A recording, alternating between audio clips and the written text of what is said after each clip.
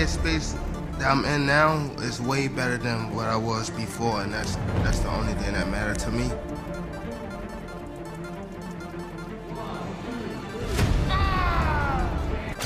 You know, it's so economical. Like, he puts pressure on guys without throwing too many punches, and then starts to figure holes out, and the way he can explode and move in with one shot, my God. All-time great heavyweights, all right? And it shouldn't be. But he's sparring the heavyweight, the level of heavyweight that, you know, had more experience than Jake Paul, right? But Jake Paul has beaten those heavyweights himself, all right? When Gervonta Tank Davis sat down with Joe Rogan, he didn't hold back for a second. His tone was cold, focused, and deeply personal. What started as a routine promotional appearance quickly turned into a verbal warning aimed straight at Jake Paul. Davis told Rogan, "This ain't entertainment no more. This is personal." The message was clear: he's not viewing Jake as a sideshow or internet star stepping into the ring, but as a man who picked a fight with a real, battle-tested champion. Rogan pressed for details, but Davis's intensity said it all. This fight isn't about clout or money, it's about pride, redemption, and sending a statement to the entire boxing world. And now it's just like, I don't know, probably this was a good thing, us fighting. Because you have someone that, we come from two different sides, like, of the world. We still on the same path to get the same thing. You know, I gotta be in there with him, I gotta be able to, you know, his arm reach, his size, his power, the way he moving and things like that. I just gotta adapt as I fight him. I think it's gonna be a great event. Every time I fight is fireworks. Boxing wins come November the 14th. We just giving boxing what it needs, and that's excitement. For Davis, this matchup against Jake Paul represents something much deeper than another payday, it's redemption. Earlier in 2025, his draw with Lamont Roach Jr. marked the first non-win of his entire professional career, shaking his aura of invincibility. Critics questioned whether Tank's fire had dimmed. But now, facing Paul, Davis sees an opportunity to restore his dominance and silence anyone who doubted his standing among boxing's elite. Even though this bout is technically an exhibition, for Davis, the stakes are personal. He's not defending a belt, he's defending his name. Happy with Tank. First off, don't watch Tank. Don't do it. You know what I'm saying? You support it, then what you doing? You can't not support and support at the same time, right? So if you're a boxing purist, then this fight with Roach is really more for you. It's going to be more up your alley, you know? If you just like all entertainment, all fights, all hypes, all everything, then you're going to want to tune in to the Tank and Paul show there, you know, because that's all for entertainment. Was it for entertainment purposes only, right? It should say like somewhere in the small print of the promotion for entertainment. Don't do this at home, kids. You know, fine. Disclaimer. Yeah, disclaimer for entertainment purposes only. You know, so you know, it's money-making purposes only. You know, Jake Paul, on the other hand, has openly called this his toughest fight yet. Despite enjoying a clear size and reach advantage, Paul admitted on record that Davis's skill and experience present an entirely new kind of danger. Tank is a real fighter, Paul said, acknowledging Davis as one of the top pound-for-pound boxers in the world. He emphasized that this fight forces him to elevate to a level he's never been before. For Jake, this isn't about trolling or spectacle anymore, it's about survival against someone who's been fighting since childhood. Do a fight that I've actually ever been, because I know how good these people are that I'm sparring, and being able to see how good they are and knowing how good Tank is, it's actually going to be my toughest test to date. Yeah, I think, Jake, you could make the argument, right? Pound for pound wise, this guy's the most ferocious dude in the whole sport, couldn't you? For sure. I think he has probably one of the highest knockout percentages. Yeah, 90-something%, right? Exactly. And just his speed, his elusiveness, his ring IQ, his conditioning. You know, he's gone 12 rounds so many different times, something that I've never even done. So he's going to be sharp all the way through. I mean, the list goes on. And so just actually being vulnerable for a second, it's like, this is crazy. This is scary. It's kind of keeping me up at night. Jake, how do you prepare for, like you said, a guy who is shorter than you, How do you find a sparring opponent to replicate something that obviously, you know, there's nobody else out there that's Tank Davis? How do you prepare for a guy that's different stature-wise? Yeah, no, we have world champions. Raymond Ford in the 130-pound weight class. We got Montana Lovin. Shakur Stevenson is coming in this week. So Wow. just sparring against guys on their level and people who have, you know, been doing this their whole entire lives. But we're really focusing on speed and not as much on power. I'm not doing as much like weightlifting and all of that stuff. I'm actually trying to like lose some muscle so that I have less weight and so that my punches are... Jake Paul's entire boxing journey has been built on spectacle, crossover hype, and viral moments. But this fight against Gervonta Davis feels different. It's the first time he's facing an opponent whose boxing resume speaks louder than his marketing. The stakes are sky high, with Paul publicly claiming the fight purse sits around $50 million. For Jake, this is more than a payday, it's a shot at legitimacy. A victory, even in an exhibition, could permanently shift how the boxing community perceives him, from a YouTuber turned brawler to a legitimate force in the sport. We're getting Jake Paul and Gervonta Davis. What can you tell me about that? What can you tell me about why Jake and Anthony has maybe been put to the side for now? Yeah, they always told us that it was, you know, we were looking at that fight for February of next year, and they always said that there was a chance that Jake would fight in November. I think, wasn't I the one that broke Jake Paul against Gervonta Davis 6 months ago or something? I knew that they'd agree that deal. I didn't know they were about to announce it then, but I did know that they'd agreed that deal previously. So I don't like it, if I'm honest. I mean, I think we need to really differentiate between boxing and an entertainment concept, and that's what that is. It's a freak show. It's entertainment. It's a lightweight fighting a cruiserweight. You know, with, I don't know, is it bigger gloves and certain minutes per round? I don't know what it is, but, you know, I understand the market and I understand this freak show shock kind of the world mentality of people potentially tuning in. Is that a step too far? Maybe. I mean, I hated Jake Paul against Mike Tyson, but it did massive numbers. I hate Jake Paul against Gervonta Davis. It'll probably do massive numbers. So that's when you really have to differentiate yourself between, just because you don't like it doesn't mean it isn't going to do good business. Now, whether you want to be involved with it is another kettle of fish. I don't want to be involved with it, but I do respect the fact that it's going to do big numbers. In a stunning move that shocked the boxing community, Jake Paul recently added Shakur Stevenson to his training camp.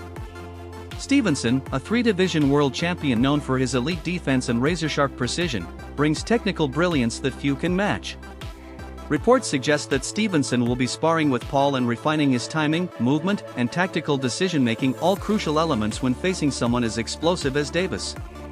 This addition shows Jake's commitment to real preparation rather than relying solely on his natural size or power. It's a sign he's treating this fight as his most serious challenge yet. Sparring, you know, we got some great guys coming in, some really experienced southpaws that are smaller. I think Montana Love is coming in. Shakur Stevenson wants to come in. Jermaine Ortiz. We're gonna hit up Erickson, Lubin, some of these guys. So we're just gonna bring in a plethora of fighters that are fast, quick. Training updates from both camps have been tight-lipped, but the few details that have emerged are telling. Gervonta Davis's trainer, Calvin Ford, has been vocal about his concerns regarding the bout's configuration, particularly the use of 12-ounce gloves and the exhibition format. Ford argued that, given the massive weight gap, those rules heavily favor Paul. You can't call it fair when a smaller fighter's power is muted by heavier gloves, he stated. Still, despite those protests, the rules are set, 10 3-minute rounds, both wearing 12-ounce gloves, and an exhibition classification. Paul versus Tank fight is getting really weird. Gervonta looks scared for his life because the rules are out. They're crazy. Oh, so everyone thought that the fight was at 190. Instead it's at 195, and this weight difference is scaring the life out of little Tank. Over 10 3-minute rounds. I said it was 190. The next dispute comes with the gloves. Little Tank is used to fighting in 8-ounce gloves. Baby glove. This fight will be in 12. Hands might be too small.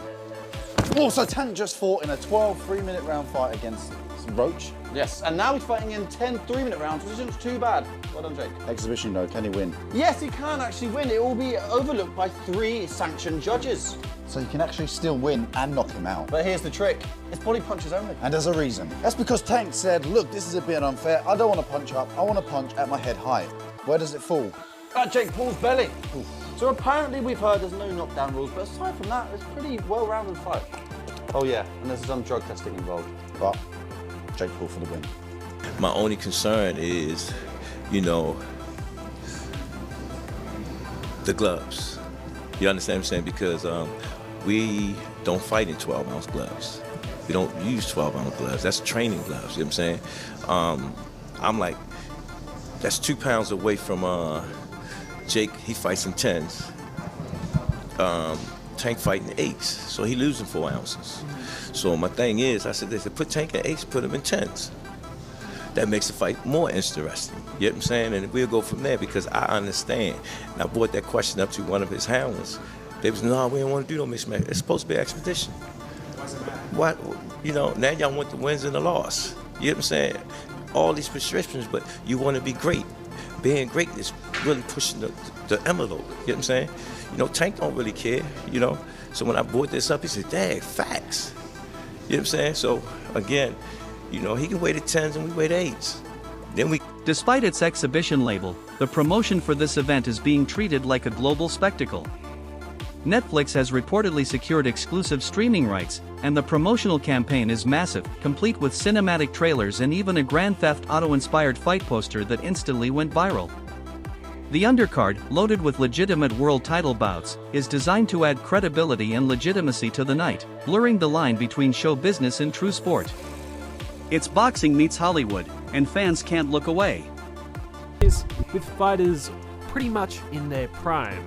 But other than the size mismatch, most people are wondering why has Tank taken this fight, and those were the first questions targeted to Tank in this presser. Because usually these sorts of bouts are relegated to the latter part of your career. And for most Gervonta Davis supporters, they thought they would get the big fights next, the Shakurs. They didn't think he would be fighting Jake Paul. Although Tank tried to push it off as fans should just be happy watching the sport and hey, haters will be haters, I think that's quite unfair to the people who have been loyal supporters of him and honestly have paid his bills. He tried to compare the level of criticism he gets to the likes of Mayweather, but the difference is with his mentor Floyd, he really did fight a lot of champs in their prime. As Tank, well, not really. The most notable fight he's recently had that the people actually wanted was the Ryan Garcia fight, and the only reason he took that fight was because everything was on his terms. And other than the Ryan fight over the last couple years, it's either been people who aren't in his weight division, which he's pulling up, or fighters ranked in the lower half of the top 10 lightweight list. The fights people have truly wanted to see just have never materialized, and simply that's why people criticize him. If the likes of Crawford never fought Spence or Usyk never fought Fury or Joshua, they would have caught the same level of flack. The reason why fighters like them are applauded is because generally they take on whatever challenge is in front of them. Tank instead, his whole career has bobbed and weaved around the most significant challenges that the people actually want to see, unless he has For Gervonta Davis, this fight is about proving a point, exposing Jake Paul's hand-picked record and reminding the world what real boxing looks like. It's a chance to demonstrate that skills, timing, and technique will always outweigh social media fame. For Paul, the stakes are just as high. This is the biggest payday of his career, and potentially the fight that defines whether he's taken seriously by the boxing elite. Paul himself has called it a moment that changes everything, but for Davis, it's simply another opportunity to show that the line between influencer and fighter is still very real and very painful to cross. I'm gonna ask you, what are you making for the fight? Weird pocket watching. A little bit here. Like, what do you think? 50 to 100 mil. You're closer on the first number. That's still crazy. People are saying, people are like 200 mil. It's just like, nah. Boxing's not like that anymore. Former world champion Sean Porter weighed in with a brutally honest take. He believes most fighters accept Jake Paul's offers for one reason: money. They fight him for the paycheck, not the respect, Porter said. He explained that while Jake has mastered the art of promotion and marketing, true recognition in boxing isn't something you can buy, it's something you earn. Porter emphasized that if Jake wants genuine respect, he has to defeat someone like Davis in a real fight, under real conditions. For him, this matchup perfectly illustrates the modern era of boxing, an industry caught between sport and business, between legacy and clicks. I like when it's all said and done and when you guys go off, they go into the next man. So if y'all can make a big payday, go get that payday. The sport of boxing don't love you. That's the problem with this sport. It's like what Jake Paul did, man, it's crazy, but people getting paid off of it. Yeah. So if he can call any one of y'all out and y'all can get that payday, I say go get it, baby. I'm not mad at it. For me, and I'm not mad at this move at all for Tank Davis, but I think when it comes to boxing fans, there's an essence that comes with this sport, and it's an essence that hasn't been lost, unlike other sports. For an example, with football, we come from the hitting days. Yeah. Can't hit nowadays, you know what I mean? So boxing hasn't lost its essence, you know? They're trying to make it safer and, you know, all those sorts of things, but there's still this pureness to boxing that really doesn't exist in sports anymore, but it's still there with boxing. I think that's why people have such a problem with this kind of move from Tank Davis. Is it more the heart? How do you guys feel being boxers? Man, like once you hear the numbers, I'm like, they're talking, like I don't know the official, they're talking about like 100 mil. Oh, damn. They're talking about these insane numbers. Like I'm gonna be like, don't take that. I'm not gonna tell another man not to take that type of check, especially for something like that. It's not on your official record. It's an exhibition. I'm not gonna lie here and act like I'm not gonna say yes to 100. Despite the criticism and controversy, there's no denying one thing: people are watching. This fight has captured the attention of both die-hard fans and casual viewers alike. Traditional boxing matches often struggle to break through the noise, but Jake Paul's unpredictability has changed that. Adding Gervonta Davis into the mix has created the perfect storm: skill versus spectacle, discipline versus chaos. Even those who claim to hate it can't help but tune in. As bizarre as it seems, this fight embodies exactly what modern audiences crave: drama, danger, and the thrill of the unknown.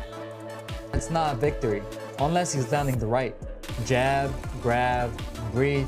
Meanwhile, Tank's downloading, collecting timestamps. Ever see a big guy wrestle?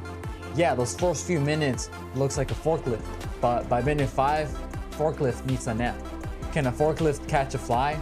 Only if the fly gets lazy. Jake's body will be open, especially after mid-fight when hands start sinking. And when the guard starts to wither away, so will the chin. Body shots don't ask permission, they collect rent. Liver! You don't need to be a heavyweight to fold a man who's exhaling. A small, sharp guy versus a taller frame, seen it 100 times. You touch torso early, you tag shoulders late. The high guard. Commentator Wade Plemons sees Jake Paul as a master of psychological warfare. He explained that Jake doesn't just fight opponents, he manipulates narratives, plays mind games, and builds anticipation like a strategist. Plemons believes Jake lured Davis into this fight not only with a massive payday but also with the promise of global attention and influence. Jake's genius isn't in the ring, he said, it's in making people care before the first bell even rings. According to Wade, this fight is as much about control of the narrative as it is about control of the ring, a clash between boxing's old guard and entertainment's new empire. Also, and again, Jake's only been boxing for 5, 6, 7 years now. It isn't necessarily far-fetched to try to have his own advantages when trying to fight other boxers that have been far more experienced than him. But this one's a little too much, right? This one is crazy because of the massive weight difference. It doesn't make a ton of sense. But again, as far as a sport fight is concerned, I want to make sure I make that clear. Again, this is not me hating on it, because I do think that both guys have been very upfront with what they're doing in this fight and what their goals are with these kind of events. But the narrative Jake's trying to create is if this is like proving anything for him fighting a real fighter when Gervonta is so much smaller than he is. It'll prove something in the fact that Jake is willing to put on great events, but it won't prove anything to the people that are asking him to fight a real fighter. I will say though, if Jake goes out and flatlines Gervonta, the casual audience that will say Gervonta smokes Jake completely and utterly, like it wouldn't even be close, that will change their minds a little bit. Not the people that know boxing, but the people that are going to watch this, the casual viewer that know the name Gervonta Davis and know the name Jake Paul. If he is to compete with Gervonta at all or look good in that fight, people will in some way accept that. Or they'll do the other thing where they just say the fight's rigged. the fight has deeply divided the boxing world. Purists see it as a mockery, a mismatch built on celebrity rather than competition. They point to the weight gap, the glove rules, and the exhibition label as proof that this is more showbiz than sport. Yet others argue the opposite, that this crossover energy is exactly what boxing needs to stay alive in the modern era. They believe Jake Paul brings new eyes, fresh excitement, and a younger audience to a sport that's been losing relevance. For Davis fans, this is a chance for real boxing to reclaim its throne. For Jake's supporters, it's proof that new blood can shake up tradition. And number 3, the retirement. I mean, the backlash is just what people do nowadays. That's just, you give somebody a keyboard, you give them a phone, and they able to hide their face. Yeah, they gonna have a field day. The backlash I get, I understand. What'd you say, number 2, not fight Shakur? Yeah, he's saying he'll never fight Shakur. That he ain't gonna do him no favors. That he ain't gonna help him make no money because Shakur broke or something like that. Something along those lines. Yeah, I don't get all that. That's, you know what I mean? That's against the game. Like, you know what I mean? You at least owe that fight for the game. You know what I mean? You owe the rematch to Lamont for the game, but you owe Shakur for the game just because of the 2 style matchups. You know what I mean? But if he feel like he don't gotta fight him, guess what? We can't sit here and just go crazy about him. But it is kind of crazy. It is kind of corny. You know what I'm saying? If he not gonna fight Shakur, and if he's standing on it like, I'm not ever gonna fight you, I'm not doing you no favors, and all right. But then again, you know what? I don't know what them guys got going on. I don't know what they've been through personally. You know what I'm saying? But would I love to see that fight? Hell yeah, I would love to see that fight. And then number 3, you said what? You said retirement. The retirement. Oh, boxing. Boxing. They around. They around. There's always gloves around. It's on you. It's on you. I'm chilling. You all right? Yeah, get with me. I know. How you feel? Dark skin boy. That's my man. The retirement is like he done a lot in his career, right? The outcome of this fight could redefine the sport's future. If Jake Paul wins, boxing may continue shifting toward influencer versus pro spectacles, where fame outweighs rankings and viral moments matter more than belts. But if Gervonta Davis dominates, it will send a clear message that fundamentals, skill, and real fighting experience still reign supreme. This isn't just a clash between 2 men, it's a referendum on what kind of boxing the world wants, one rooted in legacy, or one built on spectacle. The algorithm loves it, and both will watch. It's not just who wins, it's what wins. Will the entertainment value or the ring IQ come out on top? Because if Tank dominates, the meme dies. Jake Paul survives or hits it big, we see new rules are going to be written in real time. Me, you, maybe everyone at some point has been that bigger guy thinking that I'll just bully him. Jab, slip, liver shot, sent me down real nicely. Size helped until it didn't. All I'm saying is, let's not dismiss something because it looks weird. Many fights get decided by the details. Feet before fists, timing before muscle, discipline before clout. Look, Tank wins if he stays Tank. He's built on patience, traps, explosive counters. That's hell for a tall guy who gets eager. So now the question goes to you, who's your pick? Will Gervonta Tank Davis deliver a humbling reminder of what true boxing looks like? Or will Jake Paul shock the world and rewrite the rules of the sport once again? Drop your predictions in the comments below, because no matter how you feel about it, everyone will be watching.